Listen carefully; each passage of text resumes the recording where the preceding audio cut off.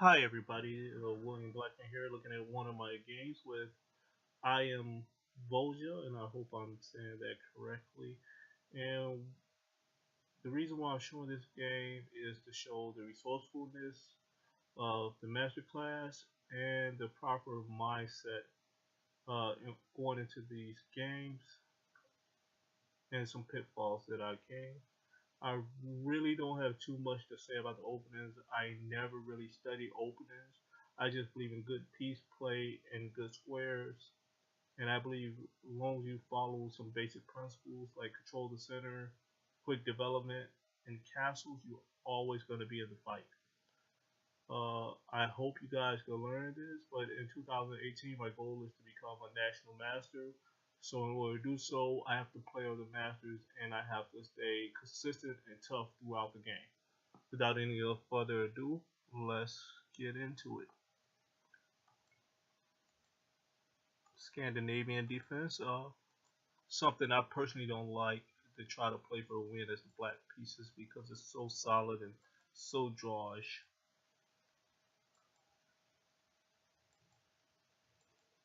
Here I'm delaying the development of the King's Knight just so there would not be a pin on it and could cause some trouble later.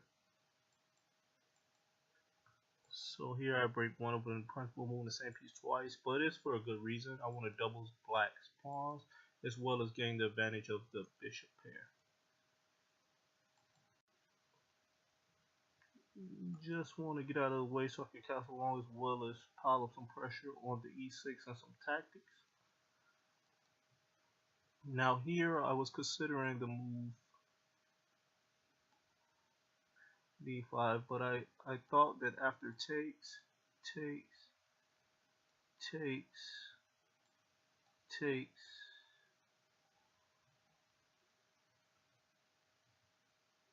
no, I'm sorry, it's not this point. It's a little bit late. I'm sorry. Castle is a few moves later where I was considering the break after I bring the rook to e1. Castles. Now here is interesting because if takes,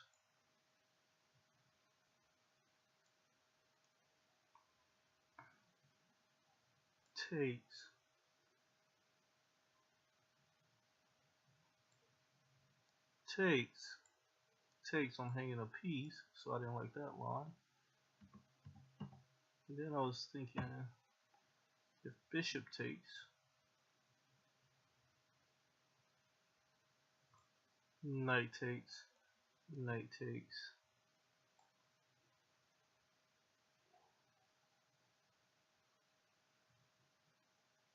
queen down, knight takes, queen takes, and bishop c3. I didn't really accomplish much, but I do have open d-file and possible some swivel. Harass the king, and I am on the g7 pawn, so maybe I should have went for that. But the more I looked at the position and I thought about the pawn push, it's a very committal move, and I'm not really threatening to play d6 just yet. So there is no reason for him to capture on d5 yet. I know I'm kind of threatening pawn takes and winning the piece, but somehow I got it in my mind that he don't have to take, and he will have some clever move here. The masters here, so that's what cloud players do. We make up ghost threats or ghost answers to for the masters, so they don't have to do it themselves. I saw this possible breakthrough, and if you could see the evaluation of Stockfish is saying that everything is still about level.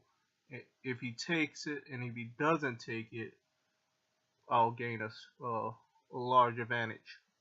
Like knight takes or e takes, all of those are pretty bad for black. So to keep the game level, he'll have to take it. Uh, and I sat there and made up some grand reason why this move isn't good.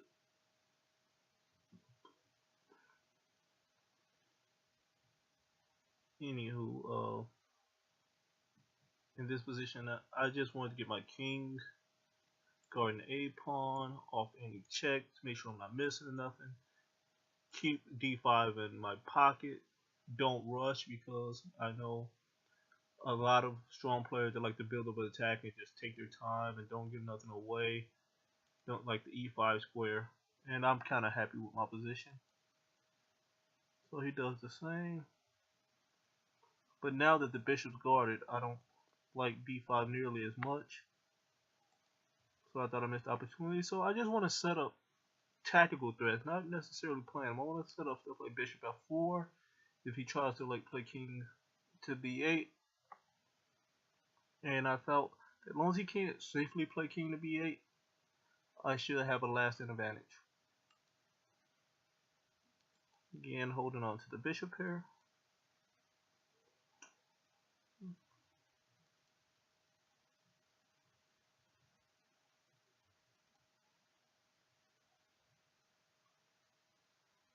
Here, I didn't mind doubling my pawns because I was thinking the d pawn is guarded forever, and I could use the b file as a possible round of attack in the future.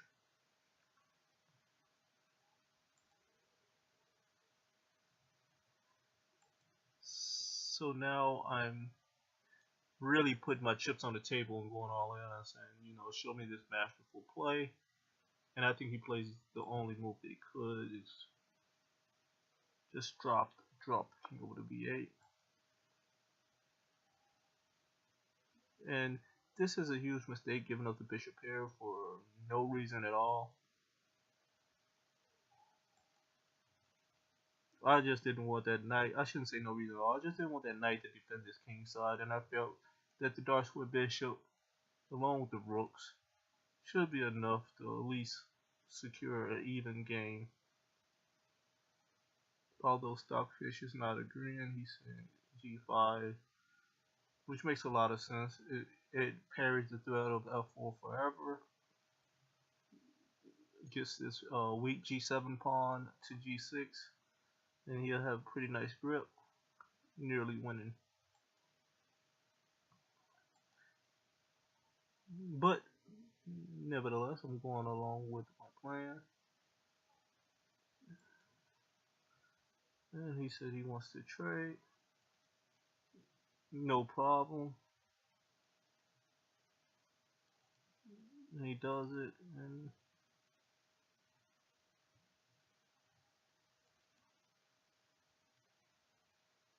And the reason why I play A takes and not straightening my pawns, I like the idea of possibly going c4 twice and c3. Whereas this way, yes, my pawns are fixed, but this pawn, I don't know so much. Like, I can never really play c4 without worrying about d4 hanging. So that's why I like the way I take it, just slightly better.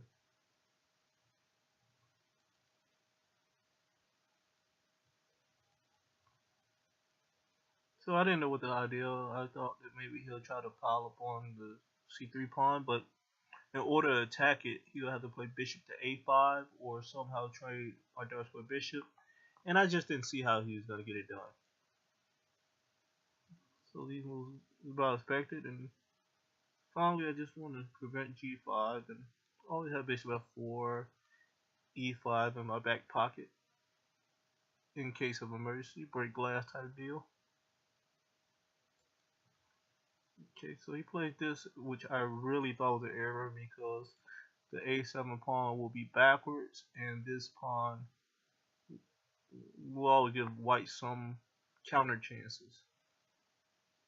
Instead, I thought maybe he could double, bring his king around, maybe play a6, b6, a5. But black is just using the general principle of putting all his pawns on the opposite color of his bishop. And for some reason I'm on defense mode, so I want to limit his bishop. But really, these pawns are just targets right now. But with not so many pieces, it's not such a big deal. But that's just a general rule to know that you want your pawns on the opposite color of your bishop. So he puts it on the opposite color, b5.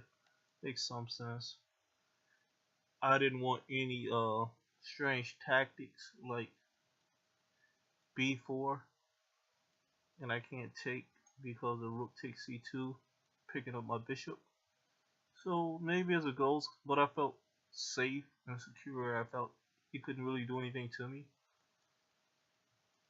So now I feel safe enough to go on the only open file that I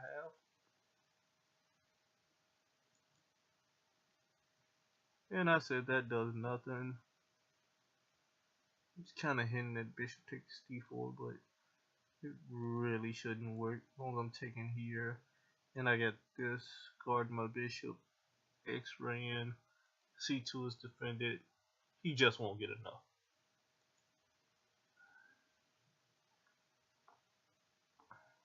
So I just want to clamp down because I started to realize how serious g5 was. And I just want to lock the position and say, okay, you're better, but you can't win. King's up. Okay, you want to secure the weakness in place. That's the point of b4, as well as get b3 for my king. Again, it seems like a bluff, if you will. But it does have some merit. If I put a rook on a1, he may have rook takes, pawn takes, bishop takes, and bishop takes, getting the 3 pawns for a piece, but I don't believe. But nevertheless, while calculate unnecessary lines, just play king b3 and all that nonsense is over with. He agrees.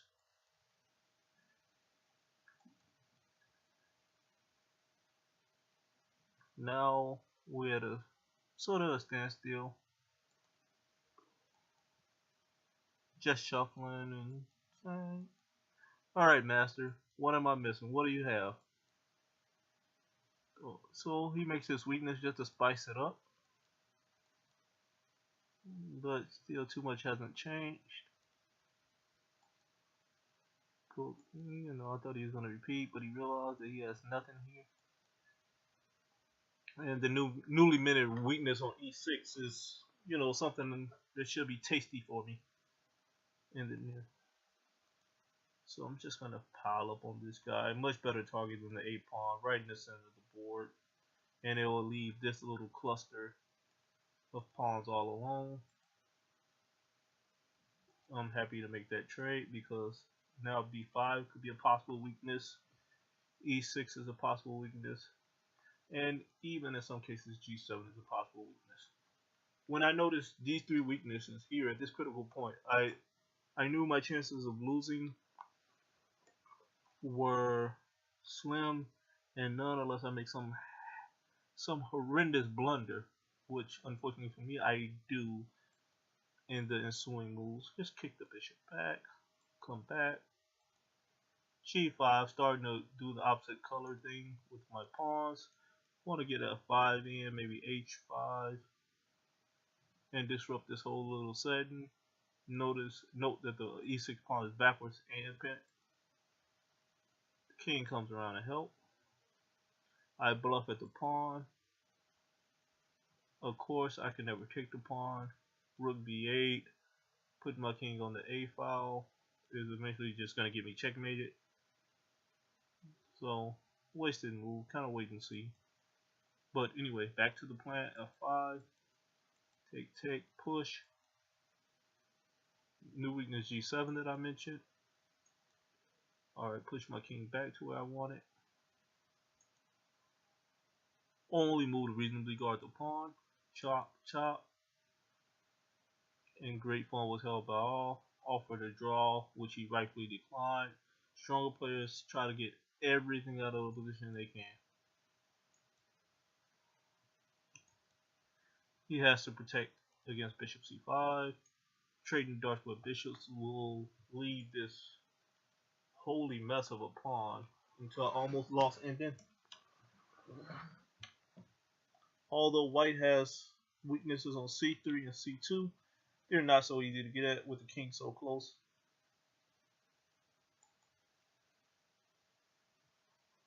So grab the open file.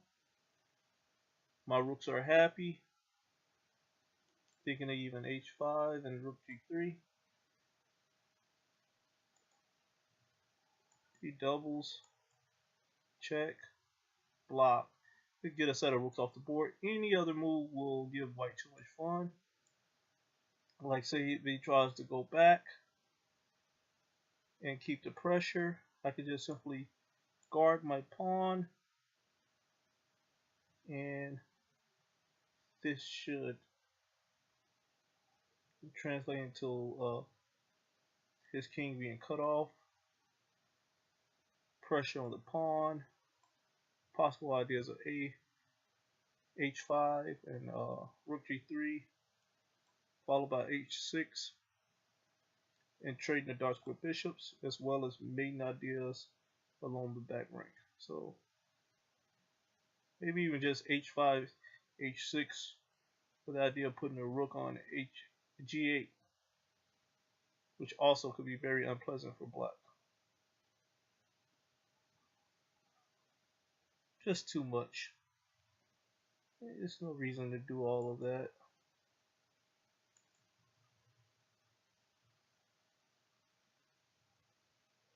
And you're not really going to get the c3 pawn anyway. So why? I ask why would black do this?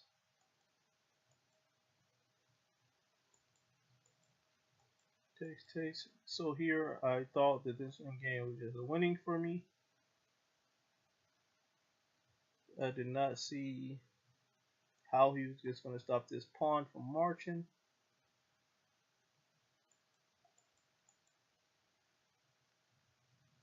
But then I soon realized that after h5, the position is pretty level. I could just shuffle back and forth all day, but here I gave it a nice long thought, and I counted squares. I thought if I go here, here, here, by the time he gets to here, that bishop c5 will just win on the spot. And so I thought that he would have to just toddle back and forth between f4 and f5, and then I was just going to go here, here, and the king will never get into g4, and I don't have to worry about anything ever again. So I thought my king was just going to walk around to the f3 square, and we was going to toddle, and eventually he'll realize it's a draw and agree to a draw.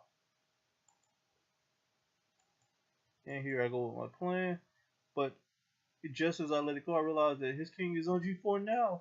Oh no, game is over. But in this position, I could just safely go back to b3. There's nothing he could do. King g4 can never be played because of the idea of bishop c5, which the bishop cannot be taken because it's just game over. Pawns cannot be stopped.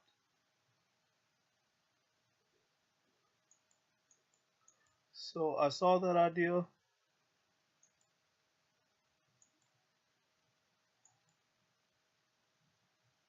But I was just so focused on putting my king on f3, taking opposition, and eventually shouldering him out and getting his push in, and yay, glory fall.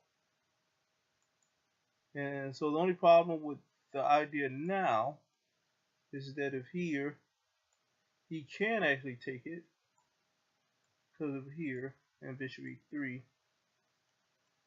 double attack, game over. The stockfish start giving ridiculous evaluations as minus 55.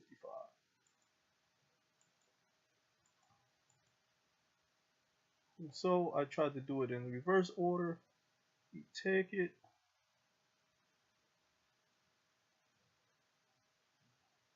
And then I tried to play the idea, and he could. The only problem is that he could just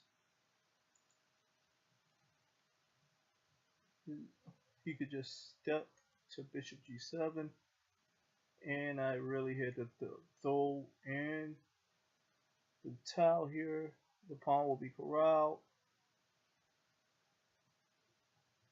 but let's play a few more spike moves, and the pawn is just too fast. That was a nice little finishing touch right there. The d4 move, making sure that my bishop cannot get back on the right diagonal.